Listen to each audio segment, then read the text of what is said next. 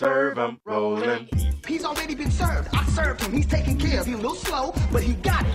From Washington, D.C., and he's an allergy sufferer. I was just talking about that. Roland Martin, good morning. I needed your list a week ago when I was in Austin. You're absolutely right.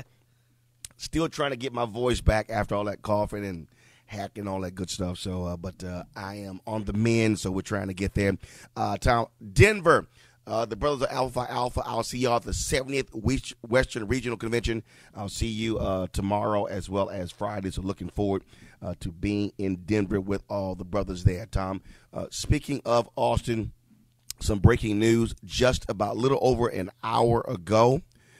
Police say that a 24-year-old white male suspect in Round Rock, which is very near Austin, blew himself up.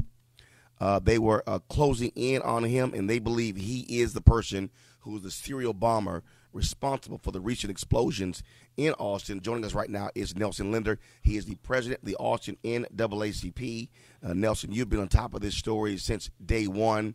And so your immediate thoughts about police saying this serial bomber apparently has blown himself up. Well, of course, Roland, first of all, good morning, and thank you for the opportunity. There is definitely a sense of relief this morning. I got the word early this morning. So the physical threat obviously has subsided. But, of course, for us and for the law enforcement as well, we've got to go back now and follow this whole story and provide some answers about motive and motivation. So we're going to stay involved to ensure that we find answers about why these folks were killed, like the House family, the Mason family, to ensure our community that we know the entire threat and that these families, we fulfilled our pain. But certainly this morning, we're watching the whole thing. We feel a sense of relief based on the fact that physical threat here might have been terminated altogether. For the folks who don't know, the individuals who were killed, tell folks who they were and why many believe it was tied to their activism. Well, you know, the first bombing incident happened on March 2nd to Anthony House. Anthony was a very bright young man, 40 years old, and his stepfather, Dr. Frederick Dixon, was very good friends with Dr. Norman Mason, whose grandson was killed on March the 12th. Now, that very same day, there was another bombing that injured a Hispanic woman, Esperanza Herrera, very seriously, that was intended for another black veteran named Erica Mason. So all those families have been injured, and we keep them in our prayers this morning. And so those questions about why have not been answered. And I think right now it's a good time to address that as we go forward to ensure that we're beginning to help our community relax and understand the whole meaning of this nonsense. Now it's affected the entire area.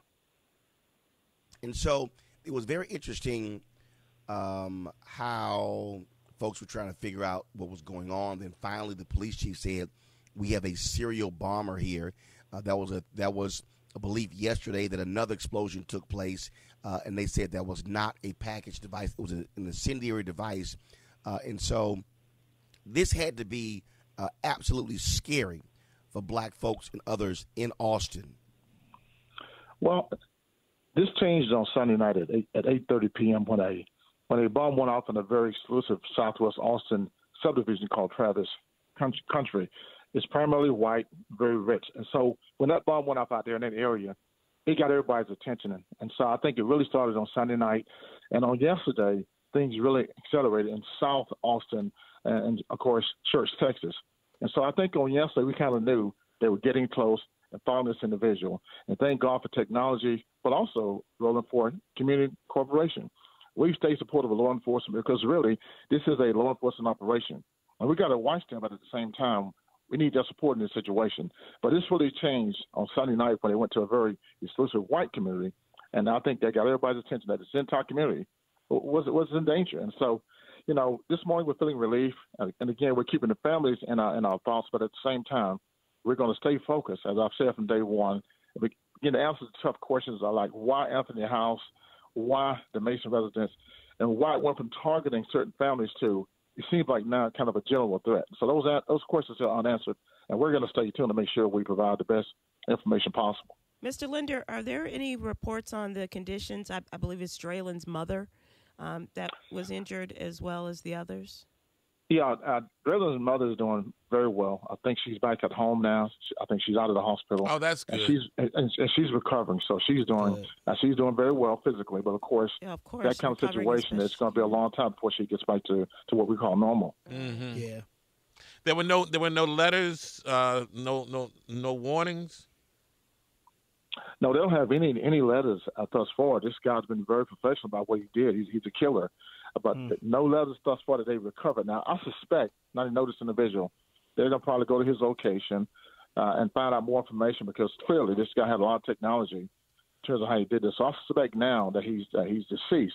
They're going to put this whole thing together. And we're going to learn a lot more in a very short period of time.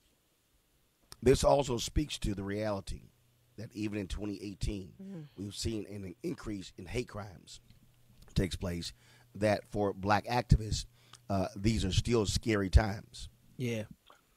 Wow. Oh, these are very scary times, Roland. And also, I tell folks all the time, sometimes we got to work with law enforcement. And so in this situation, we work with them from day one with APD, ATF, FBI. Now, of course, we provide oversight, but we need technology. And sometimes you need that kind of protection. So I think it's important to be fair, but also hold them accountable. And I can tell you this.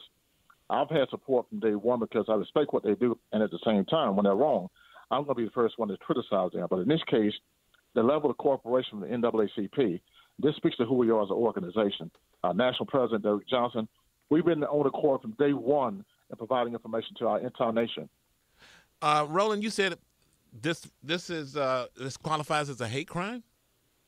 No, this not qualifies as a hate crime. We don't know that yet. We know that the first victims were targeted, but we don't have any information that this is a hate crime. Okay. Got it.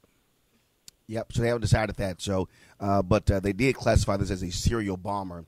And so, again, Absolutely. folks who are just waking up, 24-year-old white male blew himself up as police closed in on him in Round Rock, Texas. And we hope to have more details later today. Nelson Linder, we appreciate it. Thanks a lot.